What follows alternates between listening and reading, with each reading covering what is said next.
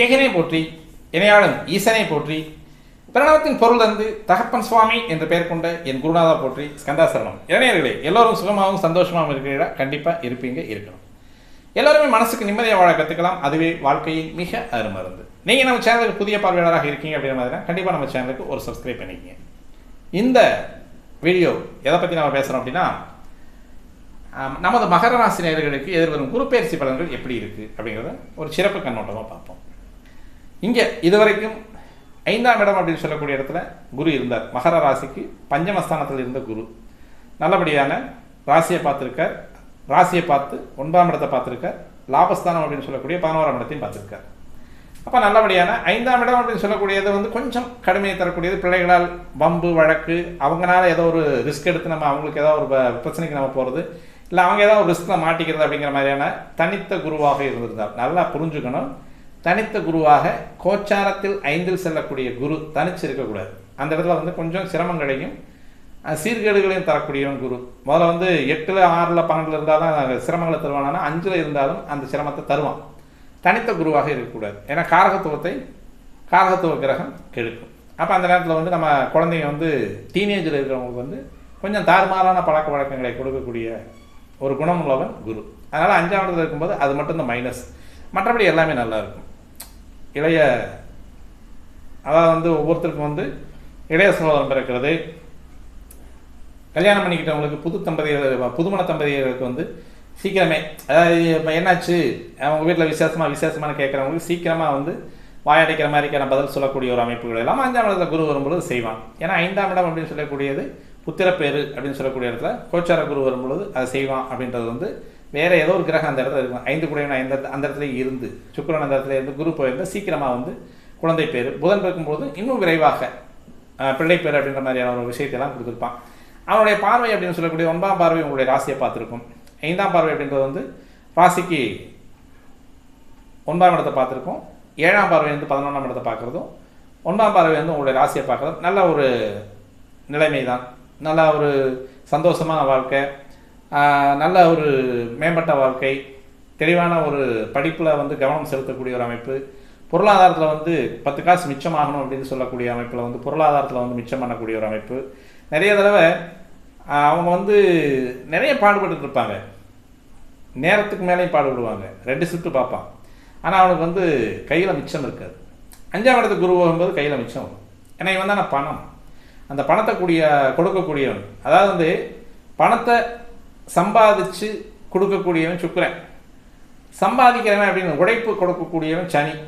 உழைப்பை கொடுத்த சனி அந்த உழைப்பின் மூலமாக வரக்கூடிய வருமானத்தை பெறுபவன் சுக்கிரன், அதை பாதுகாக்கக்கூடியவன் குரு. அவன் தான் பெட்டவன். அந்த இடத்துல தான் இவங்ககிட்ட எவ்வளோ பேலன்ஸ் இருக்குது, கையிருப்பு எவ்வளோ இருக்குது அப்படின்னு சொல்லக்கூடியவன் தான் குரு. அப்போ அந்த குரு 5ஆம் இடத்துல இருக்கும்போது நல்லபடியாகவே அந்த நல்ல பலன்களை தருவதற்கு ஏதுவான குருவாக இருப்பார். இப்போ 6ஆம் இடத்துக்கு போகிறார். அப்போ 6ஆம் இடத்துக்கு போகும்போது என்ன ஆகும்? இப்போ சேர்த்து வச்சுருந்தாலும் கொஞ்சம் வெளியே எடுப்பார். கொஞ்சம் வெளியே கொடு, பணத்தை வெளியே கொடுத்துரு, பத்தலைனா கடன் வாங்கு, கடன் வாங்கி செலவு செய்யி, யாரோ ஒருத்தர்கிட்ட அவசர நிமித்தமாக 2 வட்டிக்கு வாங்குறது 5 வட்டிக்கு கூட வாங்கு அப்படின்ற மாதிரியான ஒரு சூழ்நிலைகள் எல்லாம் 6, 8, 12 குரு வரும்பொழுது கொடுக்கும்.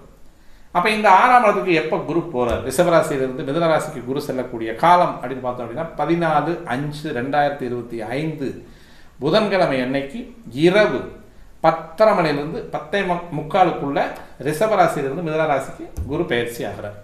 அப்போ அந்த இடமாற்றம் அப்படின்னு சொல்லக்கூடியது உங்களுக்கு எப்படி இருக்கும் அப்படின்னா கொஞ்சம் கடுமையை தரக்கூடியவனாக இருப்பான். பொதுவாக 6ஆம் இடத்தில் மறையக்கூடிய குரு எப்பவுமே மறையக்கூடிய குரு அப்படின்றது நிறைந்த பலனாக தான் தருவான். 6ஆம் இடத்துல மறையக்கூடிய குரு இன்னும் நல்லாவே இருக்கும், தெளிவான பலன்களை தரக்கூடியவன். 6ல் குரு மறையிறதும், 8ல் புதன் மறையிறதும், 12ல் சுக்கிரன் மறையிறது அப்படிங்கிறத நல்ல தெளிவான பலன்களை கொடுக்கக்கூடியவனாக இருப்பான். அப்போ 6ல் குரு மறையுதுன்னு கவலைப்பட வேண்டிய அவசியம் மகர ராசி நேயர்களுக்கு இல்லை, நல்லாவே இருக்கும். 6ல் மறையும் பொழுது என்ன பண்ணுவான்? 12ஆம் இடத்தை பார்ப்பான். நேர் 7ஆம் பார்வையாக 12ஆம் இடத்தை பார்ப்பான். 2ஆம் இடத்தையும் பார்ப்பான், 10ஆம் இடத்தையும் பார்ப்பான். அப்போ 10ஆம் இடம், 12ஆம் இடம், 2ஆம் இடம், இந்த 3 இடங்களுக்கு பார்வையை செலுத்தக்கூடிய கிரகம் 6ஆம் இடத்தில் இருக்கும்போது தான் நின்ற பாவத்தை கெடுத்து பார்க்கக்கூடிய பாவங்களை விருத்தி செய்பவன் குரு. அப்போ அந்த இடத்துல எதிரிகளை அழிக்கக்கூடிய வல்லமை பொருந்தியவன். 6ல் குரு மறைகிறது நல்லது, நல்ல பலன்களை தருவான். பெருசாக கெடுக்கக்கூடிய பலன்களை தருவதற்கு குரு வாய்ப்பே தரமாட்டான். அப்போ இந்த நேரத்தில் எதிரிகளை வெல்லக்கூடிய அமைப்பு அப்படின்னு சொல்லக்கூடியது மகர ராசி நேயர்களுக்கு 100% உண்டு.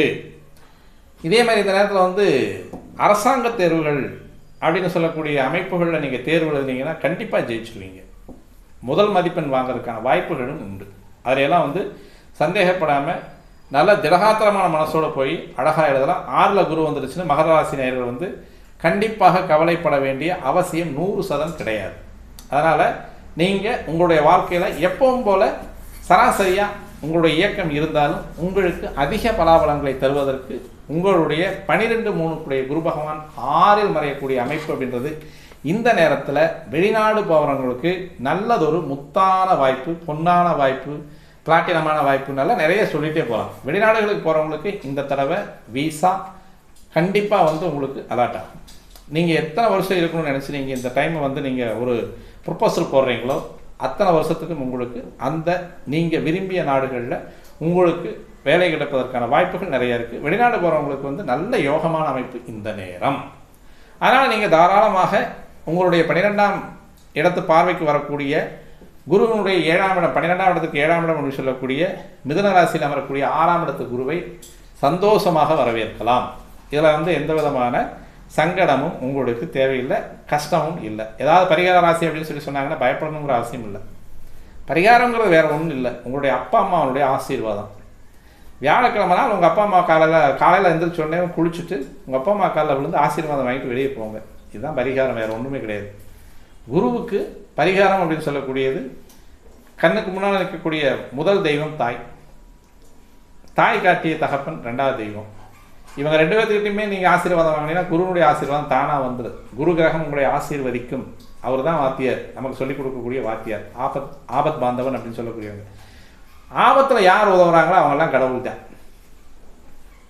அப்போ அப்பா அம்மா அவனுடைய காலில் நீங்கள் ஆசீர்வாதம் வாங்கும் பொழுது 6ஆம் இடத்து குரு உங்களை எந்த விதத்துலையும் பாதிக்காது. நீங்கள் அங்கே வாங்க ஆசீர்வாதத்தை, அதுக்கப்புறம் பாருங்கள் உங்களுடைய வாழ்க்கையினுடைய உயர்வு எப்படி இருக்குது அப்படின்றது.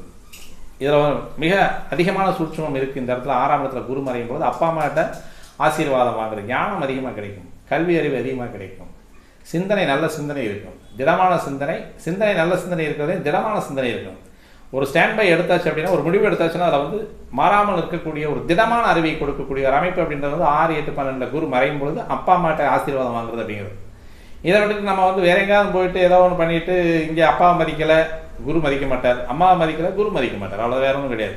சரி, இதை விட்டுட்டு போயிட்டு நம்ம என்ன பண்ணுறோம், கோயிலில் போயிட்டு தட்சிணாமூர்த்திக்கு சுண்டல் மாலை போடுவோம், முல்லைப்பூ வாங்கிட்டு முளம் அன்றைக்கி தான் 100 ரூபா 200 ரூபா அப்படிம்பான். சரி கூட அப்படின்னு சொல்லி வாங்கி கொண்டு போட்டு சுண்டல் கோர்த்து நைட்டெல்லாம் வீட்டுக்காரமாக ஊற வச்சு காலையில் கோர்த்துக்கும் போய் போட்டுட்டு இருக்குது. இங்கெல்லாம் எதுவுமே கிடையாது.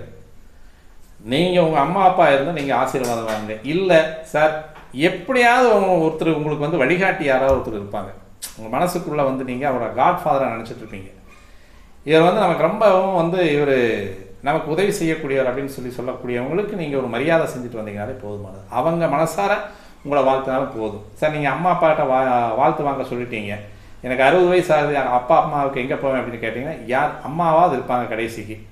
அப்படி இல்லை அப்படின்னா உங்களுக்கு ஒரு காட் ஃபாதர் அப்படின்னு சொல்லக்கூடிய யாரோ ஒருத்தர் இருப்பாங்க. அவங்ககிட்ட நீங்கள் ஒரு ஆசீர்வாதம் வாங்கிக்கோங்க. அவங்க உங்களுக்கு நன்மையான ஒரு ஆசீர்வாதம் மனசார வாழ்த்துனாங்கனாலே 6, 8, 12 வரையக்கூடிய குரு பெருசாக உங்களுக்கு பாதிக்க மாட்டான். ஒரே ஒரு கஷ்டம் கொடுப்பான், பணத்தில் மட்டும் கை வைப்பான், வருமானத்தில் கை வைக்க மாட்டான், இருக்கக்கூடிய இருப்பை குறைப்பான். அவ்வளோதான், வேற ஒன்றும் கிடையாது. இப்போ இந்த நேரத்தில் நிறைய வச்சுட்டு இருக்கும்போது மனசுக்கு சந்தோஷமாக இருக்கும். நம்ம கையிலேருந்து கொஞ்சம் இருப்பு வெளியே போயிடுச்சு, கரையுது, மீண்டும் போகுது, 10ஆவதுக்கு கடனையும் வாங்கி உள்ளே போடுறோம் அப்படிங்கும்போது தான் 6ஆம் இடத்துல குரு வந்ததுக்கிறது நமக்கு தெரியும் இல்லையா? இதுதான் குரு செய்யக்கூடிய வேலை, வேறு ஒன்றும் கிடையாது. மற்றபடி வாழ்க்கையில் திருமணமோ, பிள்ளை பேர், படிப்புக்கான செலவு, திருமணத்திற்கான செலவு, அதே மாதிரி வீடு வாங்குறதுக்கான செலவு, வீட்டில் ரெனோவேஷன் பண்ணுறதுக்கான, அதாவது மறுசீரமைப்பு அப்படின்னு சொல்லக்கூடிய அமைப்பில் நீங்கள் இருந்தால் கட்டலாம், எக்ஸ்டெண்ட் பண்ணி செய்யலாம். இது எல்லாமே குரு கொடுப்பார். ஆனால் இதுக்கெல்லாமே கொஞ்சம் வெளியே கடன் வாங்கி நீங்கள் செஞ்சுட்டு இருப்பீங்க. இந்த கடனை உங்களுடைய தகுதிக்கு தகுந்த மாதிரி நீங்கள் வாங்கிக்கிங்க. அப்படி இல்லை அப்படின்னா கொஞ்சம் கடுமையை தரக்கூடியவனாகவும் இருப்பான். மற்றபடி வேறு எந்த விதமான கெடுபலன்களையும் தருவதற்கு குரு வாய்ப்பு தராதவன் அப்படின்றத நம்ம இந்த இடத்துல எடுத்துக்கலாம். ஏன் தொழில் நல்லா இருக்கும், கர்மஸ்தானத்துக்கு பார்வையை கொடுக்குறான், தொழில் நல்லா இருக்கும். விரயஸ்தானத்துக்கு பார்வையை கொடுக்குறான், புதுசாக கல்யாணம் ஆகிறவங்களுக்கு கண்டிப்பாக கல்யாணம் ஆகும். ஒரு 20 வயசு இருக்குது, 25 வயசு இருக்குது, கல்யாணம் ஆகும். 15 வயசு 17 வயசு இருக்குது, நல்லா படித்து மார்க் எடுப்பான். 2ஆம் இடத்துக்கான குரு பார்வை என்ன செய்யும், அந்த வயசுக்கு தகுந்த மாதிரியான பலனை கொடுக்கும். 15 வயசு 10ஆம் வகுப்பு நல்லா ஸ்கோர் பண்ணுவாங்க, 6ல் குரு மறைஞ்சிருக்காரு, தப்பு இல்லை. 12ஆம் வகுப்பு நல்லா ஸ்கோர் பண்ணுவாங்க, அடுத்த காலேஜுக்கு போகிறதுக்கு அட்மிஷனுக்கான மார்க்கு இவங்க தெளிவாக வாங்கிடுவாங்க. நம்ம டொனேட் பண்ணி கொண்டு போயிட்டு நம்ம சீட் வாங்கணுங்கிற அவசியம் கிடையாது, இவங்களே அந்த மார்க்கை வந்து தெளிவாக வாங்கிடுவாங்க. இது 15 17 வயசு. 25 வயசு கல்யாணம் நடக்கும். 40 வயசு அந்த 35 வயசு 28 வயசு குழந்தை பிறக்கும். 40 வயசு இவங்க குழந்தைகளுக்கு வந்து ஸ்கூல் அட்மிஷனோ காலேஜ் அட்மிஷனோ வாங்குறதுக்கு தயாராகிக்குவாங்க. 60 வயசு 6ஆம் இடத்துல மறையக்கூடியது, நல்ல கடைசி காலத்தில் தெளிவான அமைப்பில் கொஞ்சம் வீட்டுக்காரம்மாவோட சண்டை இல்லாமல் வீட்டுக்காரோட சண்டை இல்லாமல் அந்த வாழ்க்கையை வந்து ஸ்மூத்தாக கொண்டு போயிட்டு வயசுக்கு தகுந்த மாதிரி அந்த பலன்களை தவறாமல் செய்வான் குரு. 2ஆம் இடத்துக்கான பார்வை, 10ஆம் இடத்துக்கான பார்வை ஓரளவுக்கு நன்மை தரக்கூடியவனாக தொழில் சாமம். இப்போ வந்து ஒரு 35 வயசுக்கு மேலே அல்லது 30 வயசுக்கு மேலே வந்து இப்போ புதுசாக வந்து நான் வேலை தேடிட்டு இருக்கேன், கண்டிப்பாக கிடைக்கும். வெளிநாடுகள் வேலை வாய்ப்பு கண்டிப்பாக கிடைக்கும். புதுசாக தொழில் ஆரம்பிக்கலாம், தாராளமாக ஆரம்பிக்கலாம். இது எல்லாமே தெளிவாக செய்யலாம். 6ல் குரு மறந்தது அப்படிங்கிறது வந்து பெரிய விஷயமே கிடையாது. நீங்கள் தாராளமாக சுப பலன்களை தர மறுப்பார் அப்படின்றது வந்து எந்த விதமான விஷயம் கிடையாது, மறுக்க மாட்டார். கண்டிப்பாக அவர் வந்து நல்ல பலன்களை தருவதற்கு வாய்ப்புகளை நிறைய தருவார். அதனால் நீங்கள் பயன்படுத்திக்கிறது நன்மையை தரக்கூடிய அமைப்பாக இருக்கும். இந்த இடத்துல இப்போ உங்களுக்கு ஜனன ஜாதகத்தில் அந்த மிதுன ராசியில் ஏதோ ஒரு கிரகம் இருக்குது அப்படின்னு பார்த்தோம் அப்படின்னா, இப்போ இந்த இடத்துல சூரியன் இருந்தால் கொஞ்சம் கடுமையை தரக்கூடிய பலனை தருவார். அட்டமாதிபதி அப்படின்ற பொசிஷனில் குருவோடு சேரக்கூடிய சூரியன் குரு காம்பினேஷன் நல்லது. இது வந்து அந்த ராஜயோகம் அப்படின்னு சொல்லக்கூடிய அமைப்பில் இருக்கும்.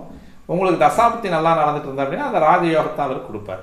இல்லை அப்படின்னா அட்டமாதிபதியோடு சேரக்கூடிய 12-3 குடையவன் அட்டமாதிபதி சேரும்போது நீங்கள் வெளிநாடுகளுக்கு வேலைக்கு போகிறவங்களுக்கு மட்டுமே இது லக்கான பாயிண்ட். வேற எந்த விதமான ஒரு நல்ல பலனையும் தர்றதுக்கான வாய்ப்புகள் கிடையாது. செவ்வாய் இருக்கார் உங்களுக்கு மகர ராசிக்கு லாபாதிபதியாகவும் சதுர்த்த கேந்திரம் அப்படின்ற 4 குடையவனாகவும் வர்றார். இப்போ இந்த இடத்துல செவ்வாயோட குரு நல்ல பலனை கொடுப்பார். இந்த நேரத்தில் வீடு வாங்குறது, பூமி வாங்குறது, பொன் பொருள் வாங்குறது, அதே மாதிரி வந்து வேலை வாங்குறது, வேலையினுடைய அமைப்பில் வந்து முன்னேற்றத்தை கொடுக்கக்கூடிய அமைப்பு, இது எல்லாமே செவ்வாய் இருந்தால் செய்யும். புதன் இருக்கும்போது கொஞ்சம் கடன் அதிகமாக வரும், இருந்தாலும் அந்த கடனை அடைக்கிற அளவுக்கு நமக்கு வருமானமும் வரும். குரு இருக்கார் ஓரளவுக்கு நன்மையை தரக்கூடிய அமைப்பாக இருக்கும். ஏன்னா இங்கே வந்து 12ஆம் இடத்துக்குடையவனாகவும் 3ஆம் இடத்துக்குடையவனாக இருக்கக்கூடிய குரு அந்த இடத்துல அதீதமான நன்மையை தரக்கூடியவனாக 6ஆம் இடம் மாறிடும். அப்போ எதிரிகளை மிக எளிமையாக வெல்லக்கூடியது, தேர்வுகளில் அதிகமான சாமர்த்திய மதிப்பெண்களை எடுப்பது, இது எல்லாமே நல்லா தெளிவாக நடக்கும் குரு இருந்தார். சுக்கிரன் இருக்கார் நல்ல யோகமாக பலன்களை செய்வார். திருமணம், பெண் குழந்தைகளுக்கு திருமணம், கூட பிறந்த சகோதரிகளுக்கு திருமணம் செய்து பார்க்கறது, இது எல்லாமே நல்லபடியாக நடத்தி கொடுக்கக்கூடியவனாக குரு வந்து சுக்கிரன் இருக்கும்போது, அதாவது மிதுனராசியில் சுக்கிரன் இருக்க பிறந்தவங்களுக்கு வந்து இந்த குரு டிரான்சிட் ஆகக்கூடிய அமைப்புங்கிறது நல்லா இருக்கும். சனி இருக்கார் உங்களுக்கு லக்கணம் 2 குடையவன், அவனோடு குரு சேரக்கூடிய அமைப்பு, நல்ல தொழில் வளம், தொழிலில் நல்ல முன்னேறக்கூடிய ஒரு அமைப்பு தெளிவாகவே வரும். ராகு இருக்கார் திடீர் அதிர்ஷ்டம், யோகம், மார்க்கெட்டிங்கில் ஷேர் மார்க்கெட்டில் லாட்டரி யோகம், இதெல்லாம் உண்டு. கண்டிப்பாக வந்து அது கண்டிப்பாக அந்த குரு சனி சேரும்போது அது இயற்கையாகவே தருவாங்க. குரு கேது சேர்றாங்க அப்படின்னு பார்த்தோம் அப்படின்னா, கேதுனுடைய அமைப்பு அப்படின்னு சொல்லக்கூடியது அவர் வாங்கியிருக்கக்கூடிய சாரம் செவ்வாய் இருந்தால் நல்லாயிருக்கும். ராகு சாரமாக இருந்தால் ராகுனுடைய இருப்பு அப்படின்னு சொல்லக்கூடிய கண்டிப்பாக உங்களுக்கு 12ஆம் இடத்துல தான் ராகு இருப்பார். இது வந்து கொஞ்சம் கடினத்தை தரக்கூடிய ஒரு அமைப்பாக இருக்கும். அடுத்து வரக்கூடிய குருவனுடைய அமைப்பில் நல்லாயிருக்கும். அதாவது கேது இருக்கக்கூடிய சாரத்தை பொறுத்து நல்ல பலன்களையும் கேடு பலன்களையும் தருவதற்கு அவர் ஏதுவானவர் அப்படின்றது தான் இந்த இடத்துல குரு பயிற்சி பலன் உங்களுக்கு பொதுவாக நன்மையை தரக்கூடிய குருவாகவே இவர் அமர்கிறார் அப்படின்றத சொல்லி நம்ம இந்த வீடியோ முடிச்சுக்கலாம். மீண்டும் நல்லதொரு பதிவோடு உங்களை சந்திக்க வருகிற நண்பர்களே, நன்றி, வணக்கம்.